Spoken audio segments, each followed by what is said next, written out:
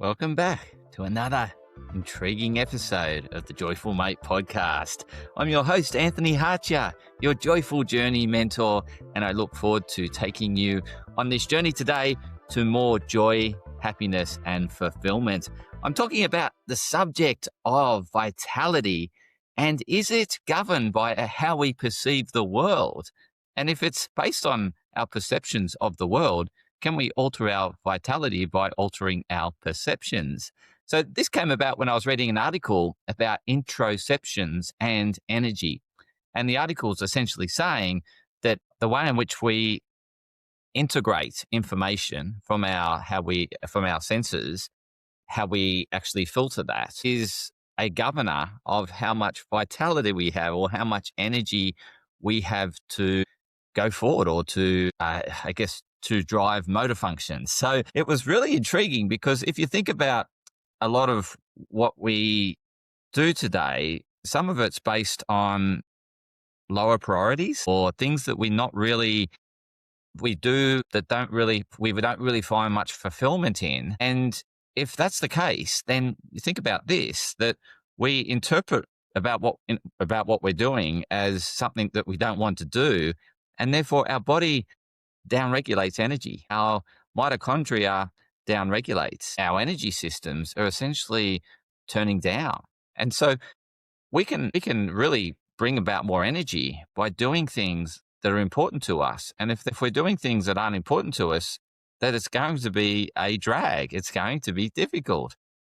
And if you think about this, a lot of our perceptions are based on the way in which we integrate our perceptions, our intro perceptions, are based on how we see the world. And that is shaped by our upbringing and our experiences. And so if people around us, whilst we're all growing up, were saying, don't do that, that will drain your energy, then that is embedded. Like, so for example, don't go outside, you'll drain your energy, or don't run around unnecessarily, you'll drain your energy. And so those sort of things can then become a belief, which form part of our filter. And so therefore we associate running around as draining our energy, or going outside as draining our energy, or spending time in the sun as draining our energy, because that is our reality. And our whole coherence in our system is it's taking us towards things that are important to us. And so if we see something as not important, therefore we just don't have that energy to do it. So if you're struggling with energy, what I suggest you do is, first of all, question, is what you're doing important to you? Is it fulfilling to you? Is it something that it has a magnetic pull towards? I was interviewing someone on my Health Up podcast the other day, Michelle Chung, and she mentioned that one of her clients listens to her heart, or I guess connects with our heart. And if her heart expands whilst she's doing that activity, then there's a electromagnetic attraction towards it. And that's how she determines whether it's something that she should be doing more of. Does her heart expand when she's doing it? Or does her heart expand when she thinks about it?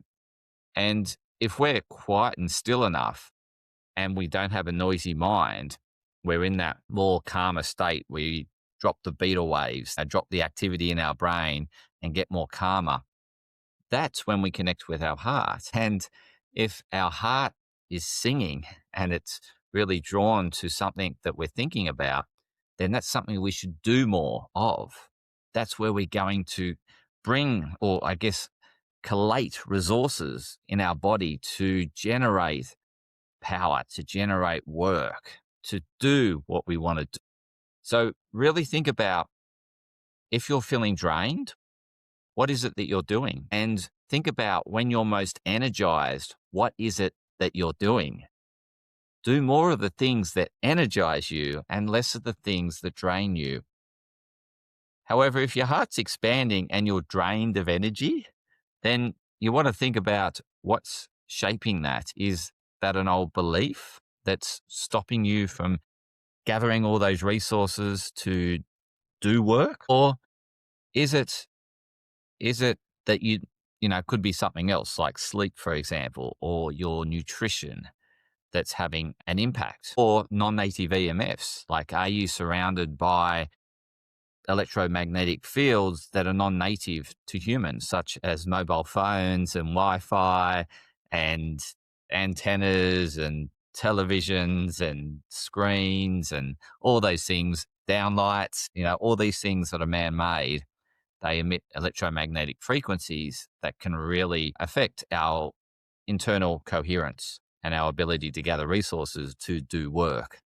So it could be something else if your heart is expanding, but you don't have vitality. So that's what I want you to think about in 2026, the year of the horse, the year where we go galloping forward. We know we've done the shedding. The snake has shed its skin. We've unpeeled the onion. We've got rid of the old baggage, and we want to gallop forward into the new you. New year, new you. We want to be really doing more of the things that energize us, that expand our heart, that bring about vitality through collating resources within ourselves, because it's so important to us. So that's the message I want to finish 2025 with. I want to thank you for supporting the Joyful Mate podcast. I've really enjoyed taking you on this journey. Yes, the podcast is 1 year old. I've done over 60 episodes on this podcast, and I'd love to hear as to what you want to hear more about. But as you know, joy and fulfillment and happiness are very much correlated to your vitality. And so these all need to be in sync. And ultimately, we want to be doing things that are most important to us more frequently and every moment of every day, if possible. And if it's low priority, non-important, then delegate that. I've been looking at the things that I can delegate in 2026 to really enable me to do the things that bring me vitality. So I want you to think about, what is it that's draining your energy? Can you delegate that in 2026 so that you can do more of the thing that you love, that your heart expands and you have maximum vitality? So I hope you enjoyed this episode. If you have, please share it with others. Please give me feedback, and I look forward to further continuing to take you on your journey to more fulfillment, joy, and happiness in 2026.